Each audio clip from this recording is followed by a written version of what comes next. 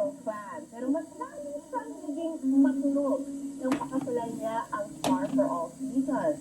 Ikinampanya niya ang welfare ng Filipino family. But based on the intakes that are being thrown their way recently, mukhang yung pamilya naman nila ang binabatikos at binibigyan ng malaking problema. Ano kaya ang sitwasyon sa buhay at sa bahay nila? Alamin natin, because he is the youngest senator and he's in session right now. Dito sa Kris and Senator Ralph. Good afternoon and welcome to the show. Good afternoon. Thank you for having me here. Can we get rid of the difficult questions right away? Sure, why not? The girls being linked to you, and they really are girls because they're quite young. One is that Cherry Lou. I met her with Vilma. Okay. Si Vilma nag-imbita sa kanya para mangampanya sa lipan ng panahon yun, 1998. At doon ko na nakilala. After that, hindi ko naman nakita ang anino niya, ano? I don't know her personally. There's a van involved. Niregaluhan mo raw siya ng Starek. Walang katotohanan. So, nagugulat ako kung saan lahat ito lumalabas. No? I'm very much surprised and it's very unfortunate that these intrigues have to come out. The other girl being brooded about is the girl in the TLBT commercial, the object of Billy's affection, si Gracia. Si Gracia, that's right. So, gripping niyo daw. Hindi ko rin kilala yan. I understand that she's a foreigner, no? That she comes from Canada or something to that effect. I only read it in the paper, no? I've never met her. Hindi ko kilala yung pangalan din niya, ano yung tunay na pangalan niya. Nagulat din ako dyan, no? And it's one after the other. And we actually asked you about this whole thing. I'm very much concerned about my wife. Like I said, I love her very much. I love my family very much. And, you know, when I made my slogan for the elections, una sa lahat, pamilyang Pilipino, it's because you mean that, no? And there's nothing more important to me than my family. How did you reassure Ate Lee na this too shall pass? Well, I told her, and I think she knows better than that. But in my case, I think I'm a workaholic. Any free time I have, I spend with my family. So I think that alone should reassure her. Ikaw ba yung nilalapitan? Kasi I'm sure your stature and as I said na, your intelligence, your good looks and all, I'm sure there must be women who come on to you. I've not experienced that in the last how many years, no? Because I don't go out, no? Kasi dati nasisipis nyo na naman ka daw ng lahat ng mga night spots. Hindi naman. Well, it is true that yes, I do go out before, no? I used to go out, but not that often really, maybe once a month, no? Yeah. But not definitely not night spots, no? And if ever, that was way back even before I was married. I know how to count my blessings. I'm very fortunate to have her as my wife. I'm very fortunate to have 2 kids as well, Mark and Ryan. And you know, my kids 5 years old. The most difficult thing about being in politics and being in the campaign trail, no? Like, for example, this summer. Hindi na babalik yung summer na ito.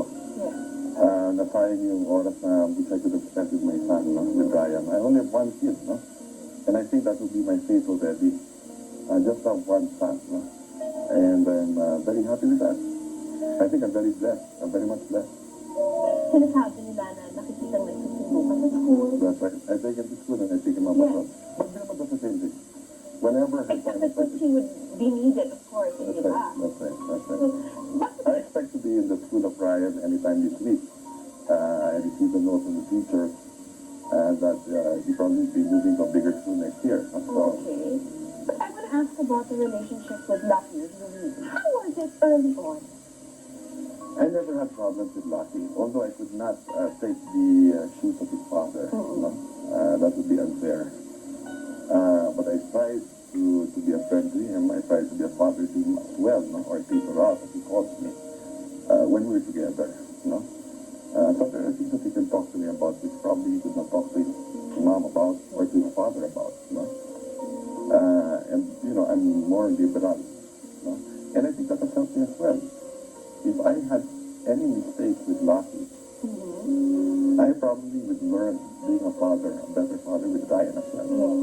Senator Ralph, ang mga Pinoy, we can't help it because I think Ate B is so much a part of our lives. She's someone we love and respect. But all of us pray for her happiness. And she seems to have found that rock in you.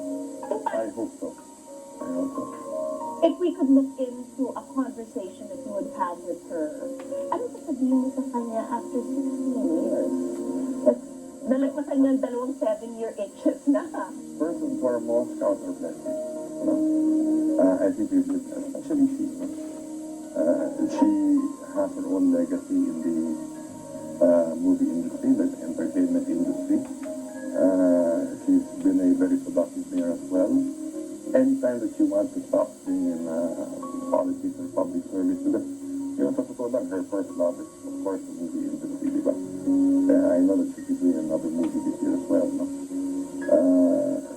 I think she's been very much blessed. I have been very much blessed to have parents like I have, to have my family, to have met her, to have learned from her, for her to have been able to help me as well in my own political career. Not that we accept that. I'm sure that there were people who voted for me, not knowing the issues, but because they were fans of Vilma when I ran for Congress and all of it, even when I ran to the Senate. No? So I think I've been very much blessed also with her. I think it was the same way. Meron kong mapagkukulang ng konti. Because they say that in any marriage there are ups and downs. What were the worst down moments? Like you feel na... I can't recall a super down moment, but I'm sure that we had. No?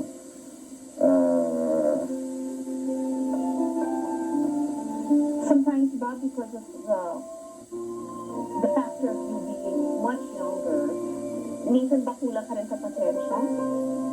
Hindi, palagay ko. Patient ka? Even in any relationship, it's give and take. Yes. Hindi ro nga ako give and give. Anyway, the point is, you see, that probably is a factor as well, no? That I'm 10 years younger than her, no? And maybe that's why some people would, you know, put any malice in our relationship, diba? That probably could be one of the considerations. But I'm very happy with my marriage, no? It's not a perfect relationship, but I don't think that anyone has a perfect relationship, no? But like you said, if I were to have 100 lives, I would have no regrets of marrying her 100 times. What do you want to tell Ryan? Well, I just want him to be himself. I want him to be properly educated, but most important, the values. The values that I hope to teach him, that he should be able to carry on. No? Ano yung pinaka-importanting value na yun, Senator? Well, of course, love. No? Faith. To be a responsible citizen. A responsible human being as well. No? I think these are very important values that any person should have. I guess to wrap this up, tatanungin ko na lang, as a Vilmanian, can I look forward to actually becoming First Lady sometime in my lifetime? You know, I'm not that ambitious, Kris. I'm fortunate to be in the Senate or where I am today. No? I've had the experience of being in Congress for 9 years. It's just a blessing that I was also the youngest congressman, and now I'm the youngest in the Senate. No?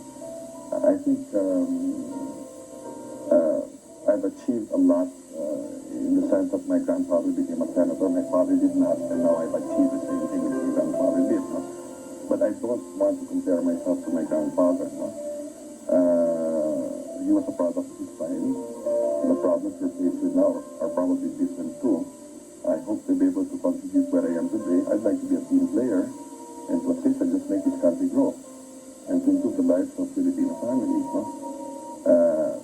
You know, even if you're president, you cannot do so much unless you're able to have support, to be able to help educate the people and discipline the people as well. I'd like to thank you for sitting down with me and clearing so many issues. I appreciate the trust that you gave me. Thank you very much. Ang ibabalik na lamang natin para kay Senator Ralph Recto ay respetuhin din natin ang right ng pamilya niya na magkaroon ng privacy, magkaroon ng pagkakataon to work out whatever small problems they have along the way without us blowing it out of proportion. And most of all, dapat suportahan natin si Senator Ralph dahil nakikita natin sa kanya ang katuluhan, kasipagan, at ang puso para matulungan ang bawat pamilyang Pilipino. Thank you so much. Maraming salamat.